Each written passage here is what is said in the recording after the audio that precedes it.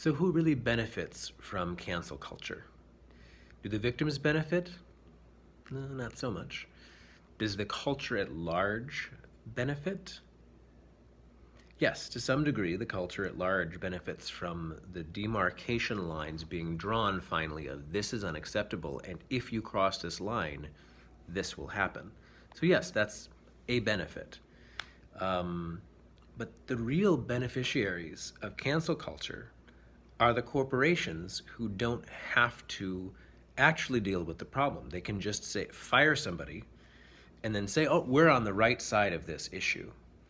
We're good, they're bad. Bad apple gone, now we're nothing but good apples, we're all good. And yet, the culture of the corporation grew, and the whole society grew those habits, those behaviors. They condoned them for decades. Like the idea that you therefore don't have to deal with the deeper issues, you can just cancel somebody, is neglecting the responsibility that's really necessary for changing a systemic issue like sexism or racism or some other xenophobias or I mean, this is the great disaster. The Me Too movement started off so beautifully as people telling their stories so people would be aware of what's really been going on that they hadn't been noticing.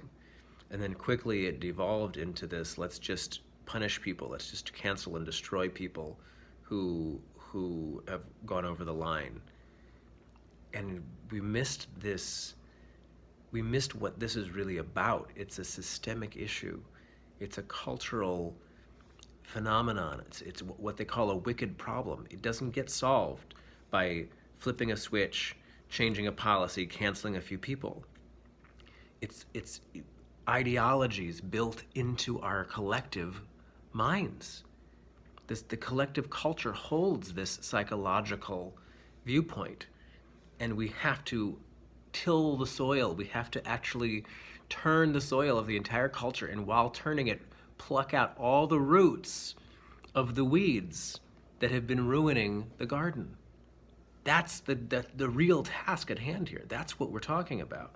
So just pointing it out is only the step one. Canceling a few bad apples, that hardly gets past the surface of the problem. And so what's really called for here is massive conversation and revelation about what are the seeds in our culture that are growing this darkness.